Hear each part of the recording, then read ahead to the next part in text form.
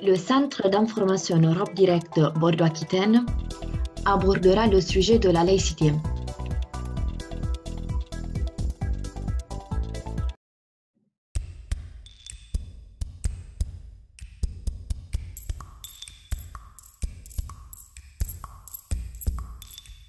La laïcité définit premièrement la séparation de l'État et des organisations religieuses. La laïcité garantit la liberté de conscience. Chaque citoyen, croyant ou non-croyant, est libre de manifester ses croyances ou convictions dans les limites du respect de l'ordre public. La laïcité implique aussi la neutralité de l'État et impose l'égalité de toutes et tous devant la loi, sans distinction de religion ou conviction. Chaque citoyen est libre d'avoir ou de ne pas avoir de religion, d'en changer ou de ne plus en avoir. Elle garantit le libre exercice des cultes et la liberté de religion, mais aussi la liberté vis-à-vis de la religion. Personne ne peut être contraint au respect de dogmes ou prescriptions religieuses.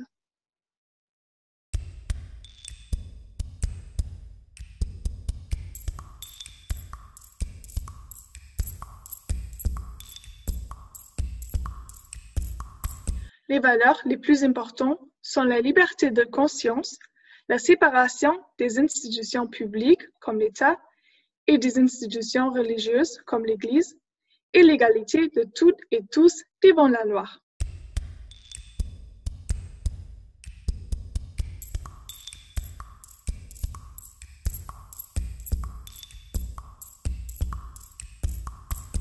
Walker Williams est considéré comme le père de la liberté religieuse aux États-Unis et l'un des premiers à avoir pensé la neutralité de l'État en matière religieuse.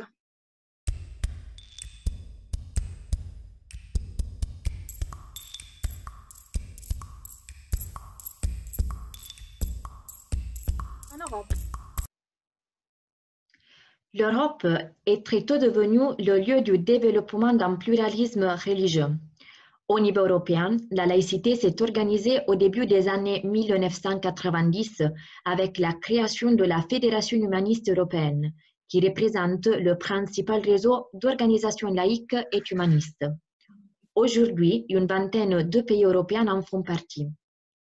La Fédération humaniste européenne est devenue active auprès de nombreuses instances politiques, telles que les institutions de l'Union européenne, le Conseil de l'Europe, l'Organisation pour la sécurité et la coopération en Europe et les Nations unies.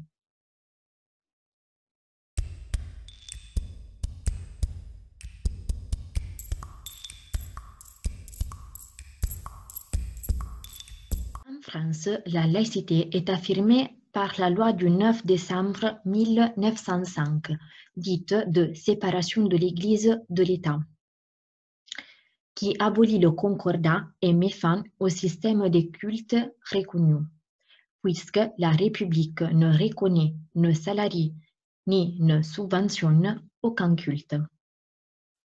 La laïcité est un fondement de la République en France, est ancrée dans la Constitution française et strictement respectée dans la vie quotidienne.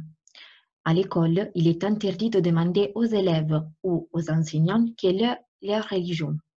Dans les établissements scolaires, il n'y a pas d'enseignement obligatoire de religion et il est interdit de montrer à travers des signes distinctifs quelle est son orientation religieuse.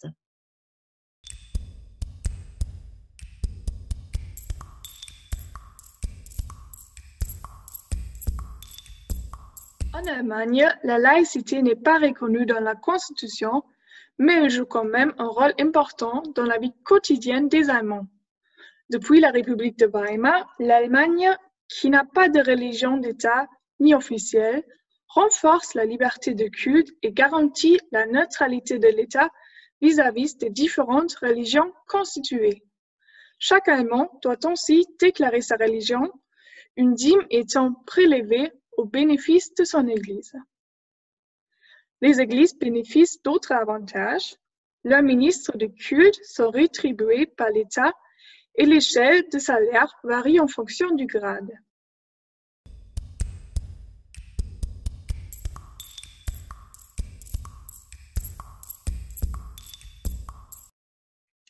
En Italie, la présence du Vatican donne à la laïcité une coloration particulière. L'Italie ne pouvait pas ignorer la présence de l'État du Vatican, ce qui a rendu impossible la mise en place d'une religion civique. En 1929, les accords du Latran sont signés. Par ce traité de reconnaissance mutuelle, des relations bilatérales régulières sont mises en place.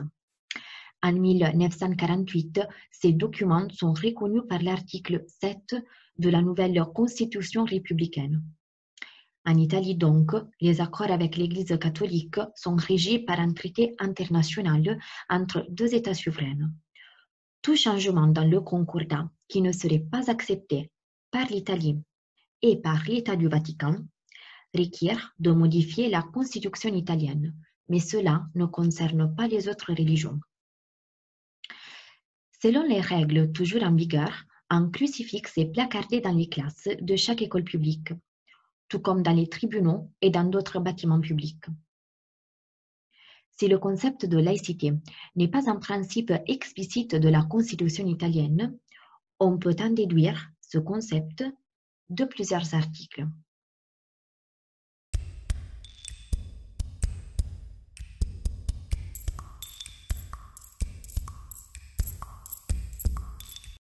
Le Luxembourg est une monarchie constitutionnelle avec une très grande tradition catholique. La maison grand-ducale est le garant de la défense de la foi et de l'Église catholique. Cela se reflète dans la politique, l'organisation de la vie sociétale ou l'enseignement national. La mise en œuvre de la laïcité au Luxembourg reste difficile, tout en considérant son passé et son histoire. Depuis 2018, l'État ne paie plus le salaire des curés et les bâtiments religieux ont été mis sous gérance d'un fonds spécial. Mais l'État attribue toujours des financements à toutes les religions monothéistes et en particulier l'Église catholique. À l'école, les élèves peuvent suivre un cours de valeurs neutres qui est obligatoire jusqu'à l'enseignement secondaire.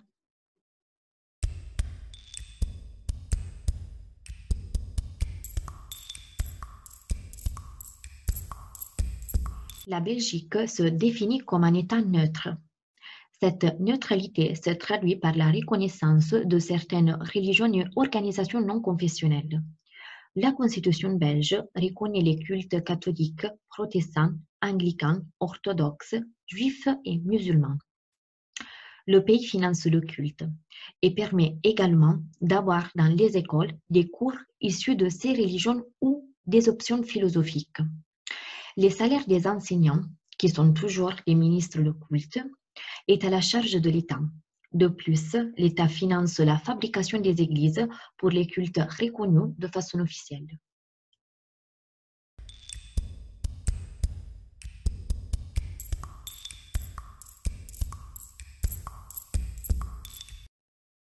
La séparation de l'Église et de l'État aux Pays-Bas s'est opérée de façon progressive et il n'y a pas vraiment de reconnaissance du principe de laïcité. La conservation et la réparation des églises reposent essentiellement sur des fonds privés. La séparation de l'Église adoptée par l'État n'a pas été suivie par la monarchie pour laquelle l'appartenance au protestantisme reste une condition nécessaire à l'accession au trône. La reine n'a cependant aucune autorité sur l'Église réformée. À tout niveau, en vertu d'une loi, l'État voit à sa charge la construction, le fonctionnement et le paiement des salaires des enseignants des écoles et universités confessionnelles.